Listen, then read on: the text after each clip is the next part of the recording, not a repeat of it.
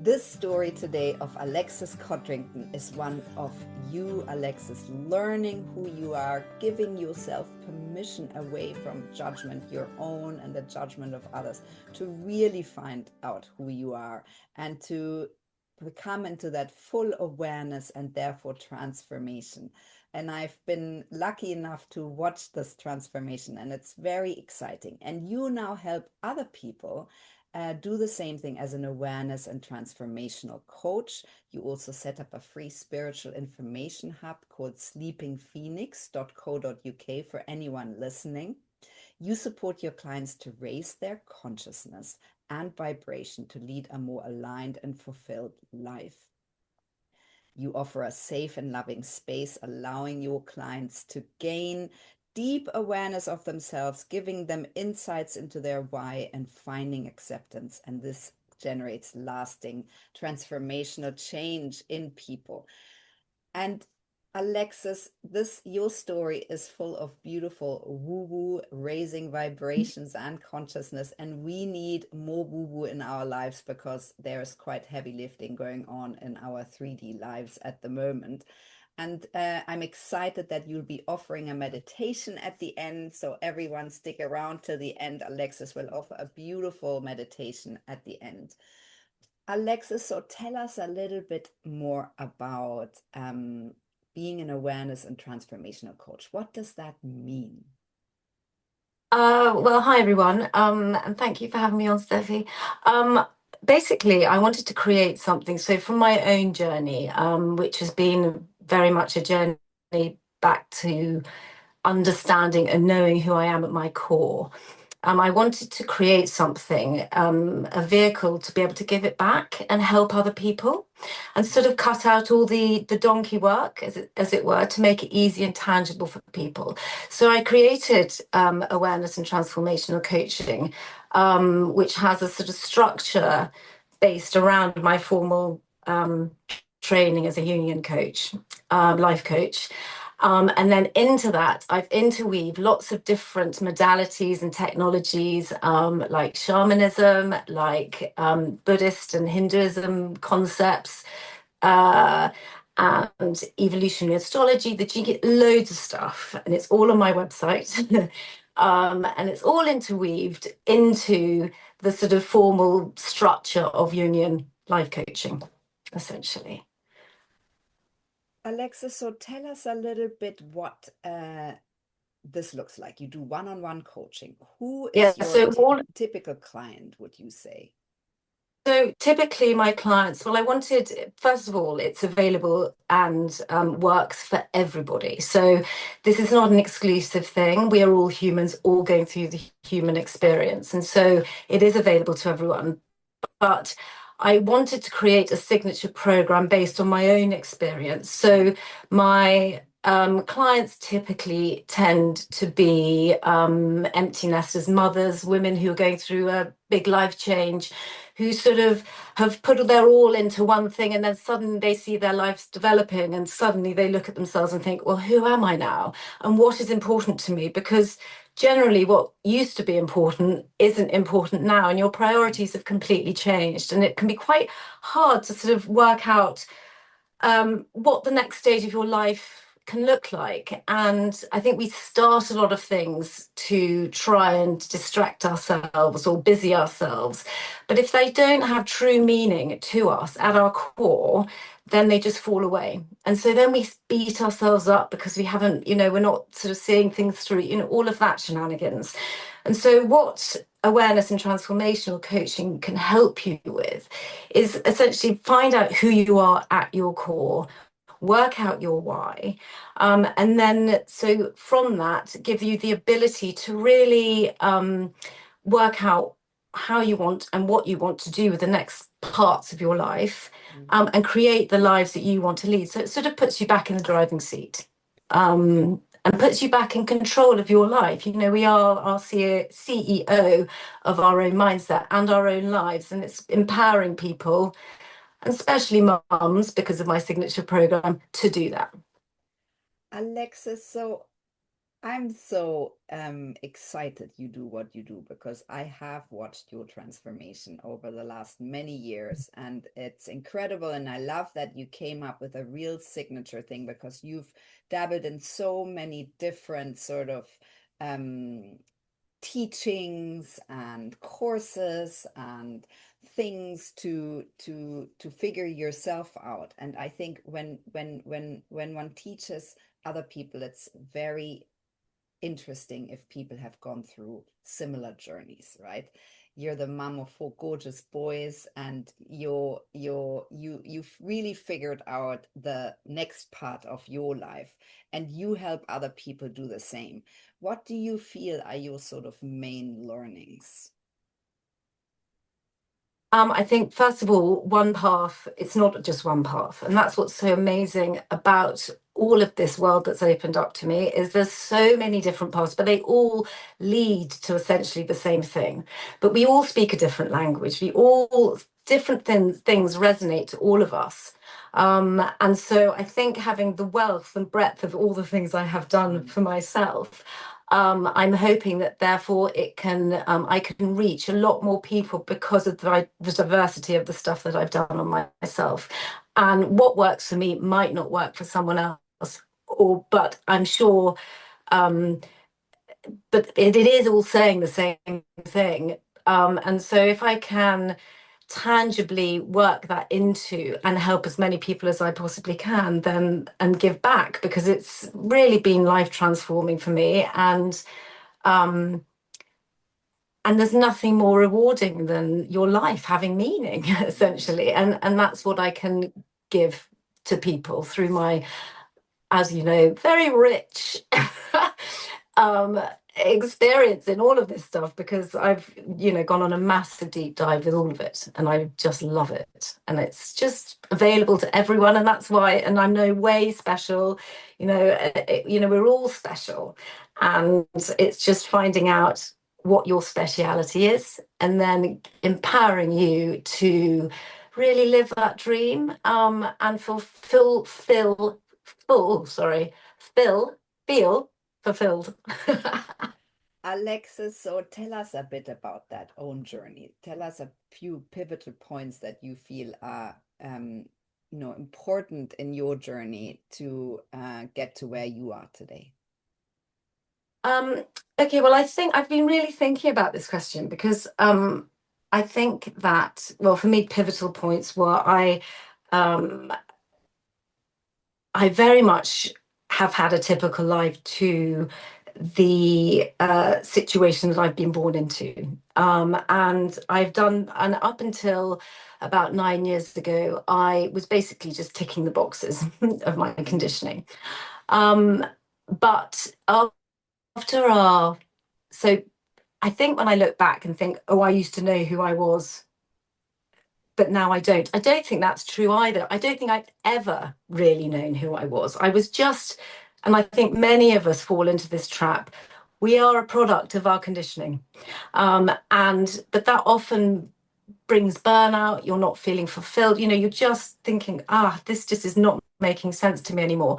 And that hit me really, like with a lot of people, with sort of crisis point. And that for me was my father dying. My Our youngest child was about 2, and my health just literally went through the floor. And I tried all the typical routes, and I was sort of. I think the pivotal point for me was when I was sitting with my GP saying, "You have got to sort me out. I am not. This is not me. I Mm. feel horrendous." And the GP turning around to me and saying, "Mrs. Codrington, there is nothing wrong with you." And at that point, it's like, right, the gloves are off. This is not working. And I started going down the holistic route. And I think at the same time, for me, my husband, who we sat down, we were sitting down having a glass of wine at the time, and he said, there must be more to life than this. As in, then we had achieved, very luckily, we're hugely privileged. First of all, that I could be at home with my children when they were growing up, but also the fact that we'd achieved everything that we had set out to achieve when we first got married. And I think his way of thinking was, well, what is next? Is it the next car? Is it the next house? No, that's not fulfilling. There must be something else. And so he signed us up to a mindfulness course that was going on in our village hall. And I think for me, that was the really pivotal point, because it suddenly, this world was just opened up to me and I had no idea it had existed. And it was just life transforming for me, and totally addictive. And I just went down the rabbit hole with it and started, so gradually the different therapists I was seeing, the different books I was reading, the new modalities that I was doing, and gradually my health started getting better. Life just started to go in flow. I was dealing with things better, and it was just getting a deeper understanding of who I was, healing myself from my traumas. And incidentally, trauma can go from, the worst trauma in the world just to being called chubby when you're a child. I'm talking about the scope of it. And just basically reclaiming my stuff, owning my stuff, and healing myself, essentially. And then it got to the point, and then the next bit, sort of when I sort of think, well, I've just now, what can I do with this? I want to, the urge to then, so it was the absorption was happening, and then I just wanted to give back. And that's when, just totally randomly, well, to be honest, a few friends had seen what had sort of happening and had asked if I could help them out. And so I started helping them out and doing sort of little sessions with them. I then created the information hub, which is sleepingphoenix.co.uk, which was everything that I'd ever done on there. And it sort of acts as a little bit of my resume as well. And then the Jungian, I found this training that's based over in the States, and decided to train as a Jungian philosophy coach, life coach. And that's sort of given me the framework to be able to work from to help people back. And I'm now accredited, and that was now 18 months ago, and it's going great guns.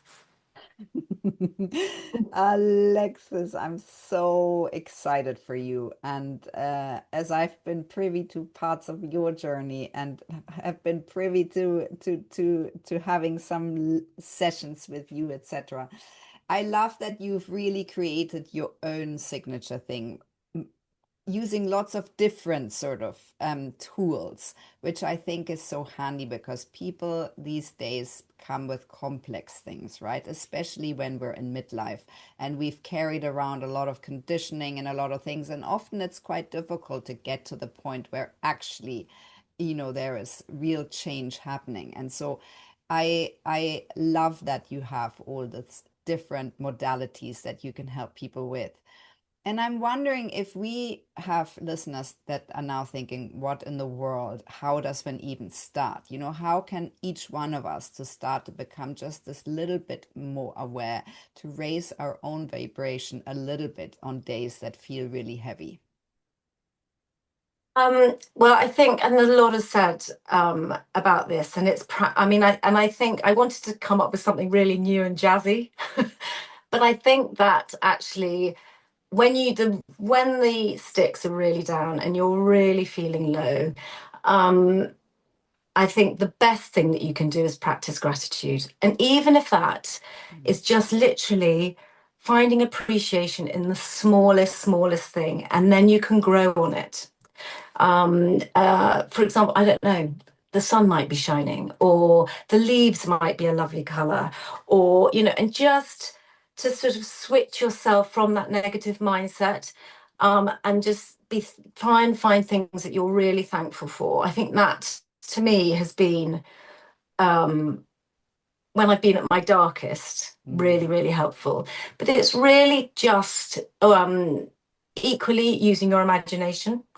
If you can't, we've all been blessed with an imagination. Start imagining yourself and imagining the feelings of excitement and high vibrational emotions, like love, happiness, all of those things, or what a happy memory or something like that, and actually imagine yourself in that state. And your subconscious doesn't actually know it can't work out what's real and what's not real. And so if you can trick it, you can override those feelings by imagining yourself and evoking those emotions from your imagination. So you can use your mind to trick yourself. And that's another way of pulling yourself out. But I think it's noticing first. The first thing is noticing, when am I feeling down? Rather than going down that rabbit hole of despair, it's first checking yourself and seeing those thoughts and seeing those thought patterns, because that gives you that little bit of space to be able to step in and start either the imagination trick or the practicing gratitude trick. The other thing is loud pumping house music. That gets me going immediately, or running, or getting out in nature, or anything like that, just to latch on to those higher vibrational emotions. And I think also it's probably a good idea to explain when someone says what's high vibration and low vibration. I had no idea what any of that even meant when I first started out on this. So it's anything that is the highest vibration of all is love, and that's what we're all aspiring to. And the lowest are things like shame, hate, all of those lower vibrations. So you want to try and elevate yourself, and the higher, everything is energy, and the higher of the emotions, or the more pure towards love they are, the higher they are. So that's what we mean when we mean about raising our vibrations, because essentially it makes you feel better, makes you feel safer, and before I even started any of this, I had no idea what that even really meant. It was too woo-woo for me. So I think it's helpful to sort of bridge that gap a little bit as well sometimes. Alexis, and you have a handle in Instagram, Sleeping Phoenix, the same as the website, and you explain a lot of those things there. So I would love to encourage everyone to look you up on Instagram, Sleeping Phoenix, because you explain and you give bite-sized portions of those sort of things that sound quite woo-woo, but are actually very factual, and you break them down into bite-sized portions for people to really understand and make it really accessible. So talk to us a little bit about those things that keep you aligned, Alexis. What is your sort of ritual that other people could adopt that really makes you feel powerful in yourself and strong and aligned? I do Kundalini yoga, and I do it every morning, and I do it religiously. It's my non-negotiable, I think. But I'm not suggesting that it's basically an hour and a half every morning. So not suggesting that people necessarily do that. But I definitely think meditation. But I think there's a lot of stigmas about all of this stuff, and people panic when they hear the word meditation. And meditation can mean anything. I've just done a post on it actually, because I think people are put off because they're left with themselves, and they said the mind goes, and then they beat themselves up because they can't do it. But anything that gets you in a meditative state brings you back to zero. So we've got a really wonderful friend in common who she never meditates. She's a shaman. She never meditates. She just sits and drinks her coffee, and while she's drinking her coffee every morning she gets downloads, and that's doing exactly the same thing. So I think, just would love people to feel empowered enough to do what works for them, because what works for them, and just finding what works for them as well. The other thing that helps me really is running, walking, and just doing that action of left, right, scientifically proven that it brings your left and right side of your brains into neutral. And so it just brings you back to that 0 point where you can breathe, and also the present moment. And that's something else, being present, because it's the safest place in the world is being present. And if you can get yourself back to that place, and following the breath as well, there's loads of different things that one can do. But for me, it's Kundalini yoga. And when I don't necessarily feel it when I'm doing it, but if I don't do it, I really feel that I haven't rooted my day. Yeah. And it just brings me back to that spot, I think, where I can just be me. It's my time. And I think it's really important that everyone does have their time, because we all lead really, really busy lives, and you can get lost in all of that. And I think it's the biggest act of self-love as well, to give you that space and that time, I think. Yeah, I agree. Alexis, so do people, if someone is listening and thinks I am, resonating with what you're saying, how do they do it? They send you an email. What is the process, sort of the onboarding of someone that says, I am feeling lost, or I'm feeling wobbly, or I've had a really traumatic experience, or anything that sort of change in someone's life? Well, I think first of all, it's all about chemistry, and I'm really big on I want to create a really safe space for all of my clients, and so they feel held, because doing this work is and can be really quite gritty. Yeah. But in those gritty moments, then you get the best results, and that's the sort of the juxtaposition of it. But I offer a free intro call, which is just 15 minutes, where we get to chat. And you can book that through my website, or just DM me. And it's just where we get to chat.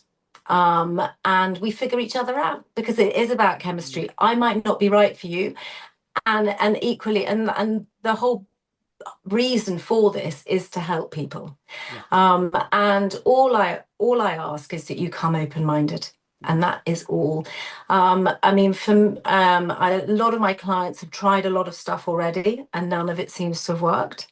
And so it seems to be quite far down the line, when I get to meet them. And it is a bit like a life raft. It's like and it's a bit of an exhale. But first step is to book an introductory call with me, and we can have a chat and see if it works. And then there's absolutely no obligation, and we can go from there. And then you can either book packages, or we can do individual sessions. But essentially, for it to really have impact and work, I do suggest that you do sort of a minimum of 6 sessions every 2 weeks. So you have time to integrate and to practice and to just work things out. But again, every single situation is different. We are all different. So every situation is different. Every session is different. And that's the beauty of all of this, because what comes up is meant to come up. What is said is all meant to be said. And it's just to go through that process, and to I think this has been one of my big learns with all of this, is to release the attachment on how things go, because they go how they're meant to go. Yeah. And I think that taking that pressure off is quite helpful as well. Yeah, and you said that beautifully. Alexis, so how does one hold space, a safe space for other people? What would you say your main learnings around that? Because that's essentially what you do. And you started doing it for yourself, and now you're doing it for others. Where does one even start with that? I think, first of all, there is no should or shouldn't. I think that's the one. I think also what I have, this is not for me to tell or to impose my opinion on anybody. This is for me to hold the space for people to come to their own conclusions, and to empower my clients to make these aha moments themselves. So they're asking themselves, and to empower them to ask themselves the right questions, to find their own answers, and to give them the tools and equip them to be able to manage life without me. That's the whole. It's just setting them on their way, I think. And it is all about empowerment and sovereignty, and what's right for you, like I said before, might not be right for me. So this is totally your space to me to honor you as an individual, and to champion what your gifts and your amazingness, and to so you leave my sessions feeling miles better than when you came into them. I think that's also my role as well, to be your biggest champion, to say that you've got this and you're nailing it, because we are all nailing it. um, but life can be tough and throw us some curveballs, and it's going to do that. But hopefully, with my coaching, it gives you those tools to be able to deal with those experiences yourself, rather than needing someone else to help you do that. Yeah. Alexis, and because these are often sessions, or in my case, anyways, that was to look at the things that keep me stuck, right? So that can be quite gritty, as you said earlier. And you have to lean in. And it's so much easier to lean in when somebody else is there with you who guides you through it. And that's what you do so beautifully. Well, thank you. I totally agree with that, and I have relied on a lot of other people to help me through those through Yes. those things, and it is, um, it's a comfort. We're social creatures. We want to be with other people. It's all about that. It's that interaction. It's a co-collab, isn't it? Yeah. Yeah. And I think that's and I feel hugely empowered when I'm helping someone. That's the beauty as well of all this work as well, is that y- you feeling good makes me feel good, and that is something that then makes it a beautiful uh, relationship, essentially. Yeah. And it That's is all about definitely relationship. raising vibration, isn't it? And that's Yeah. definitely transformative. Alexis, so talk to us a little bit about what that success looks like for you. I'm sure a happy client, but what does success sort of mean to you?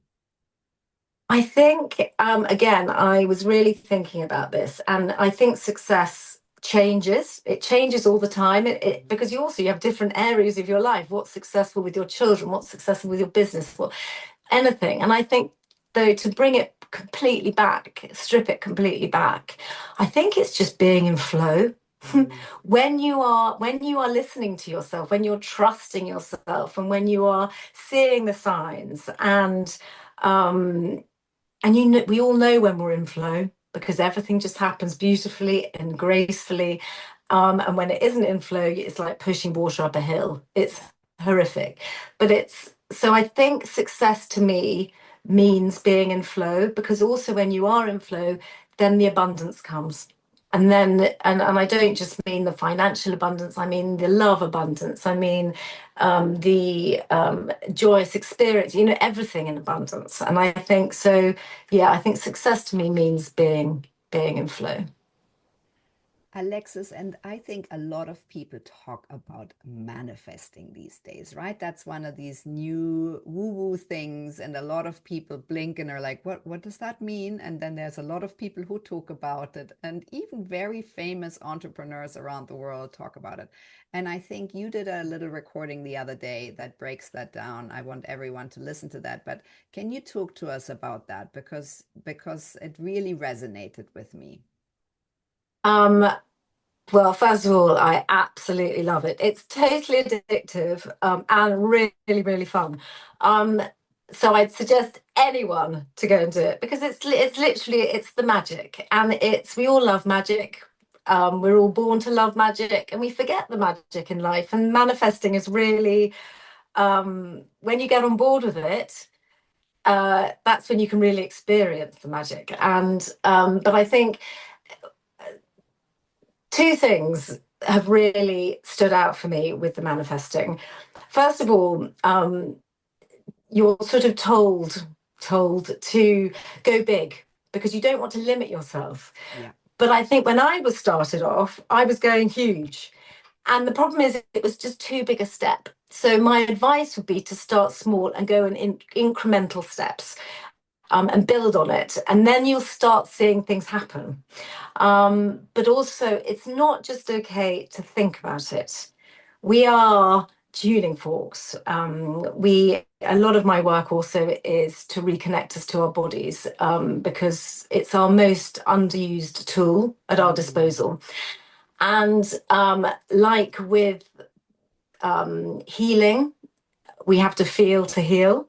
It's exactly the same with manifesting. You have to feel, you have to be vibrating yourself. It's the law of attraction. You have to be able to vibrate at the level of things you want to attract, being at the same vibration. So if you're down in the dumps and feeling low, then you're going to attract the same stuff on the same vibrational field, the same people, the same relationships, etc. But if you want to really pull in the good stuff, you need to be vibrating at that level too. Now, sometimes you don't really feel like that, but again, it's about using your imagination and getting yourself into that space, or imagining you've already got those things. That's how I do it. So you vibrate at that level, and then they start coming in. And it's so brilliant when it starts happening, because it is magic, and it's really, really fun. But there's an amazing book that I would suggest that anyone go and read, that changed my life, and it's called, I've got it here, Excuse Me, Your Life is Waiting. It's by Lynn Grabhorn. We can put it in the notes for people, but it's so brilliant. And she totally changed my way of thinking about it. And yeah, it's awesome. And I love, because it's really also about daydreaming, isn't it? For people to encourage people to daydream more, and daydream about the sort of things that you want for your life, and that you want to incorporate more into your life. And I love that, because we are always so busy, and the next thing and the next thing and the next thing, and really we need to give ourselves these breaks every day to daydream. And it's so fun daydreaming. I mean, it's just really, really fun. And one of the shaman things is dream things into being. It all starts with your imagination. All big ideas started with a seed in someone's imagination. And then literally the world is your oyster. We are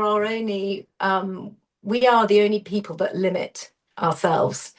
If we took that away, then the world would be our oyster, literally. Yeah. Alexis, so what are your plans and goals?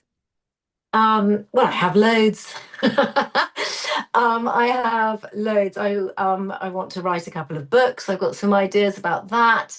I want to help more people. I want to,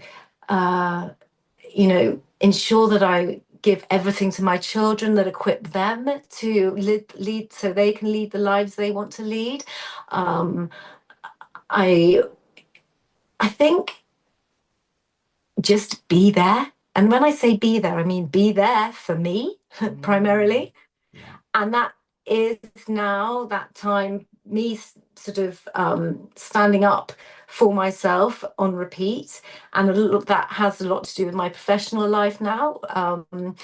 But equally, be there for my children, be there for my husband, be there for my friends, be there for my clients. Just be there, be that rod in the sand, the unwavering thing.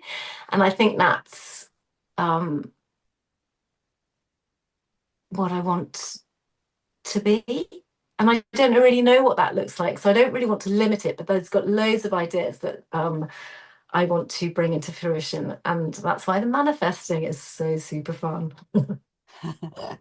Alexis, I love watching you. I'm so excited for more to come. You are magical. So take us on a little meditative journey. Awesome. Well, this is fun, because this it's just with my work, we use a lot of the subconscious mind, the Jungian side of it. And again, it's such an underutilized tool. I again use dream work and everything like that, but this I thought would be a really lovely little meditation and visualization that you might all be able to take something from. And yeah. I'm ready. Okay. Okay, so if you just get yourself comfortable, just close your eyes and just breathe.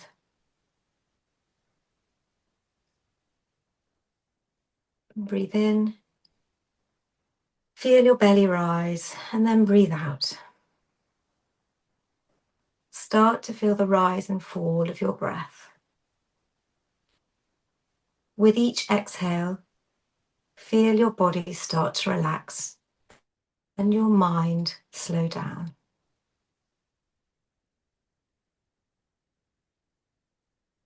Feel your breath. Maybe you can feel cold air in your nostrils or the gentle rise and fall of your chest. Simply find its rhythm as you get more peaceful, more centered, and more relaxed. Now I want you to imagine a warm light above your head. What does this light look like? How does it feel? Really sense into this light. Now take the light down slowly through your head, clearing any thoughts or expectations, and let it completely purify your mind.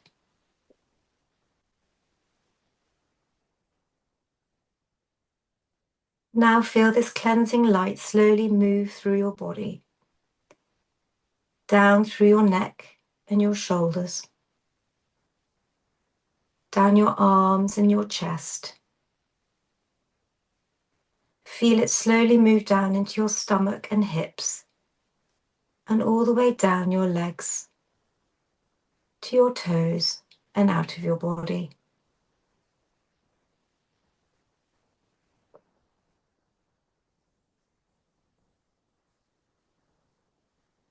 Now I want you to imagine your favorite room in your house. What is your favorite room? Is it your bedroom? Is it the kitchen or the living room? I want you to picture yourself in this room if you can. If you can't, try to imagine what you can feel this room actually feels like. It can be the room that you're in now. Can you picture the lighting in the room? Is it bright or warm and cozy? Does the room have windows? Can you see what's outside the windows? Notice, does the room have a smell? What sort of sounds can you hear in this room? Do you have soft music playing? Or is there noise from the street outside? Are the windows open? Someone might be mowing the lawn, or might you be able to hear the rain or the wind, or even a bird singing? I now want you to scan your body as you are visualizing yourself in this room. What are you wearing right now? Can you get a sense of the clothes you're wearing? What color are they? Are they patterned or are they plain? What is the fabric like? Now I want you to imagine that in this beautiful room, where you feel safe, calm, and relaxed, there is a shelf. It could be a mantelpiece or even a small side table. On this shelf is a beautiful golden box. You have never seen anything like it. It shimmers in the light and has a beautiful bow wrapped all around it. I want you to walk over to the box and pick it up. Imagine you can feel the sensation of the box in your fingers. Is it smooth, or can you feel the slightly rough texture of glitter? You will notice that the top of the box comes off easily.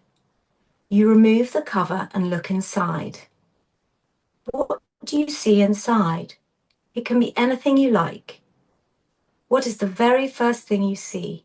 Trust that this is exactly what your higher self wants you to see.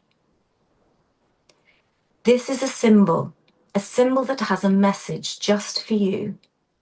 You might not know what it means right now, but that's okay.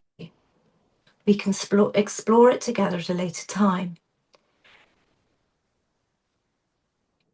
You can choose to put the top back on the box or simply leave the box open, whatever feels right for you.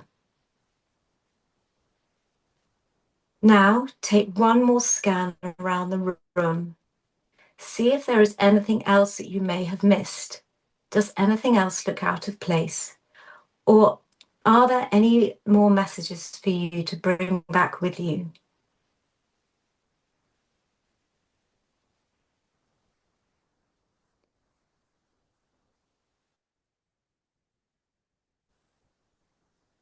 Now, when you are ready, come back into the room. Take a deep breath. Come back into your body. Feel yourself in the room that you're in now. And slowly open your eyes.